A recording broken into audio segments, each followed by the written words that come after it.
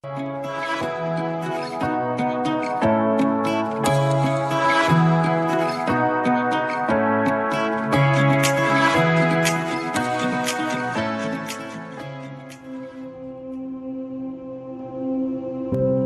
East-West Metro of Kolkata must have had a curse of some black magician that heartbreaking incidents are happening constantly. It took 5 years to break the Dattabad encroachment problem. The entire stretch from Shialda to Howrah got realigned via Esplanade because Bowbazar did not give land to build the central metro station. It took 750 crores extra and extensive planning and several other permissions from the army to realign the metro. And when everything was moving right, the heartbreaking incident happened. More than 18 residential buildings affected and not less than 254 residents have been evacuated from the area. Two buildings named 13 and 14 Durgapithuri Lane have completely collapsed into dust. Many more have tilted and might collapse anytime. The situation became so worse that residents couldn't even take their documents with them while evacuating.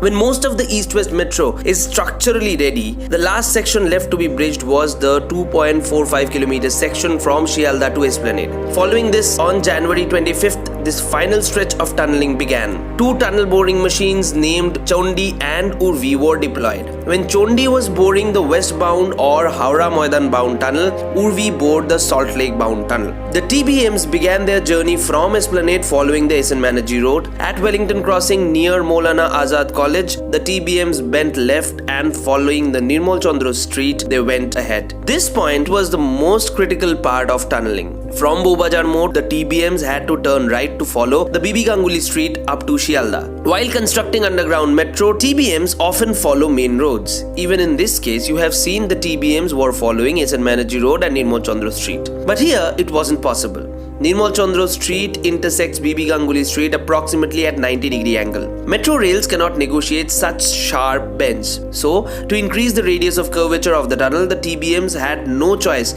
other than burrowing under the residential buildings. According to KMRC, 86 buildings along the entire stretch have been identified to be in extremely dangerous condition. Most of the buildings present here dates back to the colonial rule in British India, when most of them are more than 100 years old, some are even 200 years old. At around 7 PM last Saturday, the entire area started shaking. Many locals thought that there might be an earthquake. Meanwhile, 14 meters underground, TBM Chondi was boring tunnel. It was 7 PM when suddenly groundwater rushed into the tunnels through the cutter head of the giant TBM. In such a case, a mixture of concrete and different chemicals were forced to stop the water from leaking. But no matter how much they tried, water leakage could not be stopped. From 7 PM Saturday to 5 PM Sunday. Even after fighting 10 long hours, leakage could not be stopped. By then, many buildings above developed cracks and bends. The evacuation of the residents started. By Monday morning, MetroRail block visited the area to have a look at the situation. Nobody, not even the press, was allowed to get even close to the buildings. The Durgapithuri Lane and Shakrapara Lane have been abandoned from any movement. The Kolkata police is guarding the area 24/7. Special teams including disaster management team have been posted. Ambulances and civil defense trucks have also been parked near the affected areas. Chunks are often falling from the affected buildings, and it can be noted that the rest of the buildings may collapse anytime. TBM Chondi actually hit an aquifer. An aquifer is basically a reserve of groundwater. When water from the surface, usually rainwater, drips into the soil, it passes through the permeable soils and rocks. After reaching a certain depth, there is a layer of impermeable rock which doesn't allow the water to further settle down. This creates a huge reserve of groundwater. TBM Chondi, on its way to Shialda, hit a huge aquifer. It punched into the aquifer. As a result, the groundwater rushed inside the tunnel. Now, as the groundwater rushed inside, the soil above the aquifer gradually settled. Banglaয় যাকে ধস বলে. The soil actually holds these buildings, which also settle into the soil. Until and unless the water is stopped from flowing into the tunnel, more buildings will gradually collapse. Now, how to control the entire situation? Of course, we are no experts in this field, but talking to various locals and metro officials, we came to a conclusion. The only way to stop any further buildings from collapsing is simply to seal the metro tunnel by making a wall. This wall could act as a dam, stopping any further leakage of water.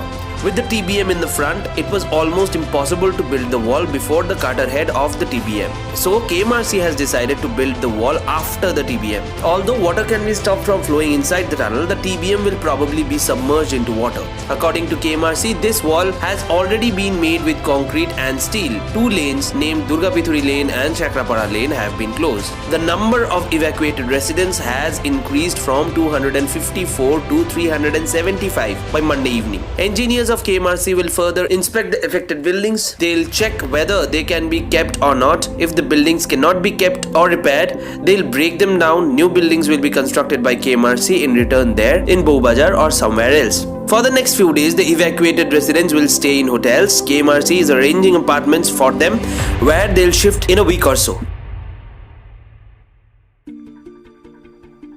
Now, the biggest question arises, what is going to be the future of East-West Metro? Is it going to stop forever? Of course not. An aquifer just cannot stop a metro from getting constructed. Well, KMRC had absolutely no idea that an aquifer is actually present in the way. See, we think KMRC cannot be blamed here.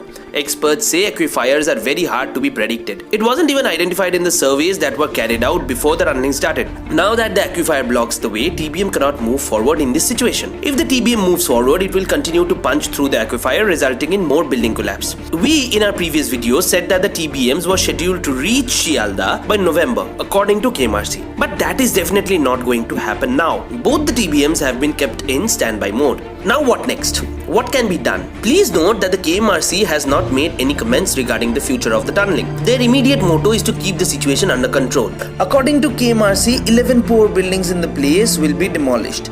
As of now, KMRC is constantly carrying out grouting to solidify the aquifer. Once solidified, soil test will be carried out. By making a deep shaft, TBM Chondi will be taken out of the tunnel. Of course, it will not be used again to make Kolkata Metro. However, a new TBM will be commissioned from Shialda Metro station towards this shaft, which will complete the remaining 800 meters of tunnel. This entire process will extend the deadline from 2021 to 2022. Although Chondi will be taken out, Urvi will however continue to bore the eastbound tunnel after the aquifer is solidified. Well, the court, which is reading a PIL these days, has allowed local residents to enter their home and rescue valuables. With the accompany of one KMRC official, one member of each family can enter their homes and rescue their items in 10 minutes. We have seen many locals blaming KMRC without knowing technical factors. Yes, KMRC could have evacuated the residents to hotels prior to the tunneling, but how would they know that there is an aquifer? KMRC is considered to be one of the best in India. When other metro projects across India are being constructed by experienced Delhi MetroRail Corporation, the KMRC is single-handedly implementing India's most advanced metro in terms of civil engineering. Constructing a metro under the mighty river without any help from experienced metro operators like DMRC is not a joke. KMRC had already proved it when they chopped off the numerous H-piles underneath the 30-year-old Esplanade metro station without stopping metro operations. And we are confident that KMRC will definitely find a better way to deal with this situation. এখন এই বিষয়টা নিয়ে অনেকেই politics খেলবে, but the real situation has to be handled by KMRC, not the politicians. Thanks for watching. Don't blame us for such a long video. Hundreds of you asked us to make a detailed video on this topic, and detailing takes some time. Please subscribe to our channel if you have enjoyed this video, and don't forget to share it with your friends. Have a nice day.